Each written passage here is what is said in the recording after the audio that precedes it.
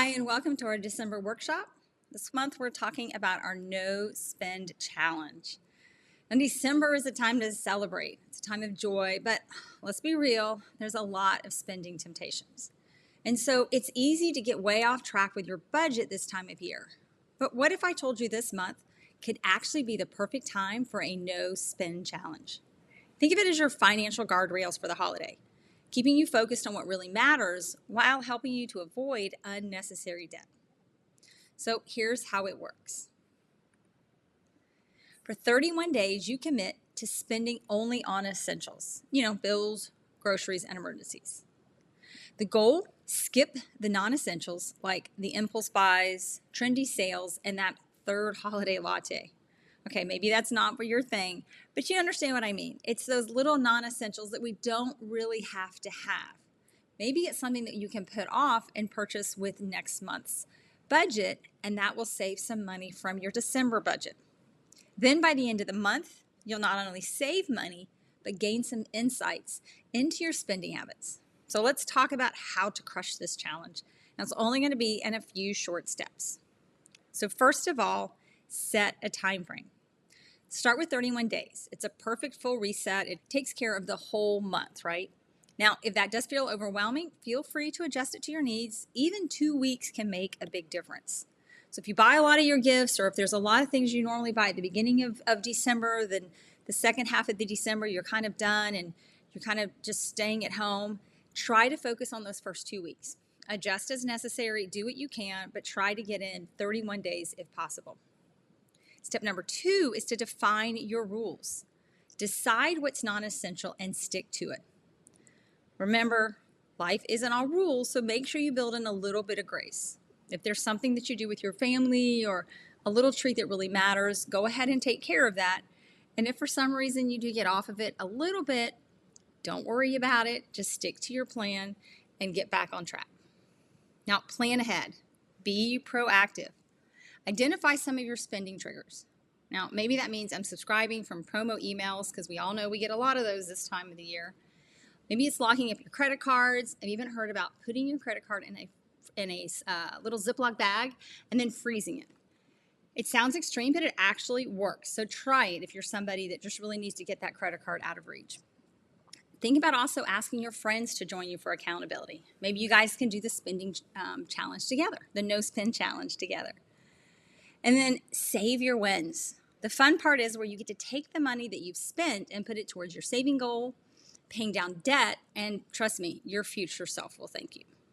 Now, let's keep it real. If you slip up, don't sweat it. Just keep going. Every small victory counts. And by the end of the month, you'll have built some better financial habits and stayed focused on what matters most.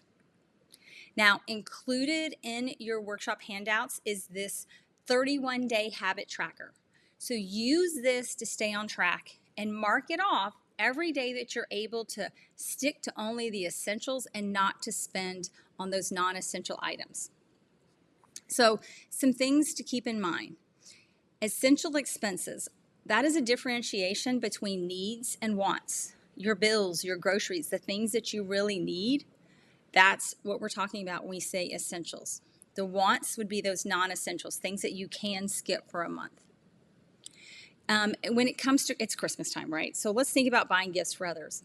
Maybe you can get creative and get some non-monetary presents for people. Think about it, switch off some babysitting, watch their kids, do something nice for them, bake them a meal. Maybe there's some other things you can do to save a little bit of money and then also save on your budget. It's okay to modify the rules to fit your situation. So, for example, if you already budgeted for buying gifts, maybe that's an essential for December.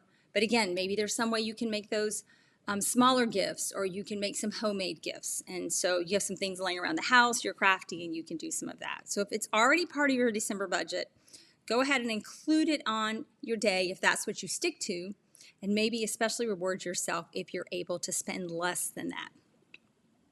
Now, if you accidentally spend on something non-essential, that does not mean you failed.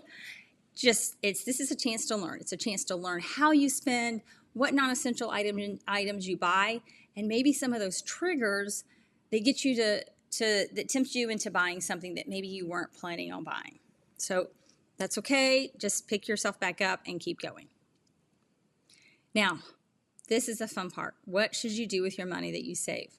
Should it go to an emergency fund, debt repayment, specific savings goal? We say any of those are wonderful things.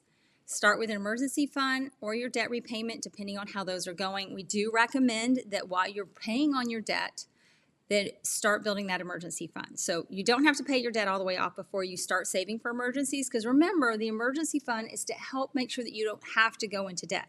So work on repaying down your debt while building your emergency fund. And then once that emergency fund is where it needs to be, then you can start maybe making those extra debt payments. Now, you may already have a really strict budget. This challenge is a little different than that because it's not just staying within your budget, it is cutting out some of those non-essential items. So non-essential items may fit within your budget. We're going to try really hard not to spend on those this month. Alrighty, so that's what we have for your December challenge. We do have a few questions that came in ahead of time, and if you guys have any questions, go ahead and send them into the chat and we'll take care of them.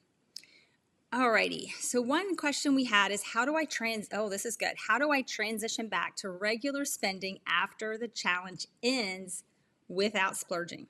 Okay, that can be really hard, and I would say just be careful and go slow. Maybe try to skip some of those non-essential items, but you've got that spending budget already in place.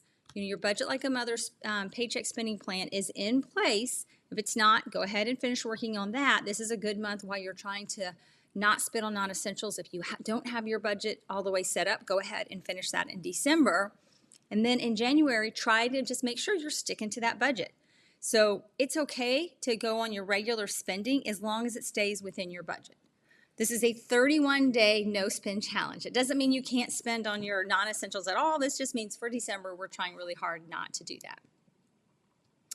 Okay. Let's see. Oh, this is a good one. Is this challenge realistic for someone with kids, especially during the holidays? Okay, so I know I've struggled with this with my little kids. They want to do everything and have fun, and there's a lot of December events. So what I would say, there's actually a lot of free events out there. So presents are hard. Presents should be in your budget so that you're saving for them all year long. So make sure your gift buying stays within your budget to what you can afford. And if your kids are older, this is a good time to say, you know, hey, this is what fits in my budget, and what doesn't fit in my budget, I can't really do. Or Santa's going to bring what he feels is appropriate for your needs. So that's another way you can phrase that. But if they're older kids, tell them, listen, hey, I'm doing this challenge, and have them get excited with you. We're going to stick to this. We're going to do this.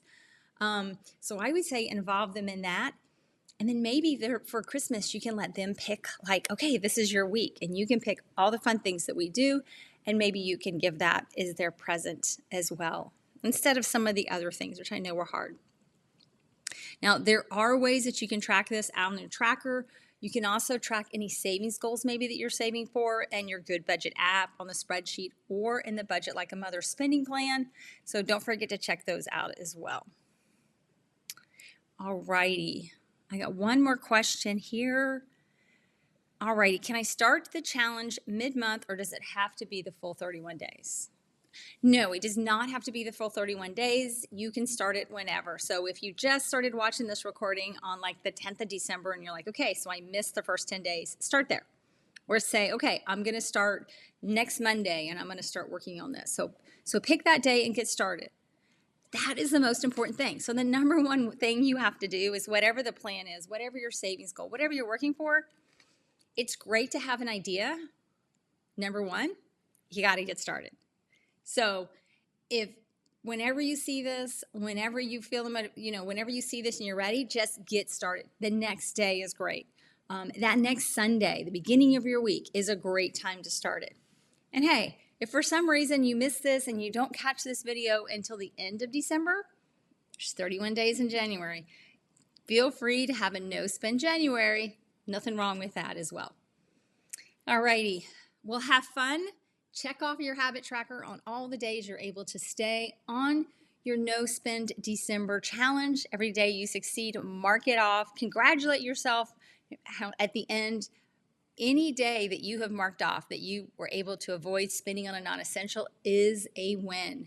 So check that off if you were able to not spend on an essential that day. Keep on going. You guys are doing a great job. We are so proud of you. If you have any questions, please feel free to message us in the community center, and we'll see you next month. God bless. Merry Christmas.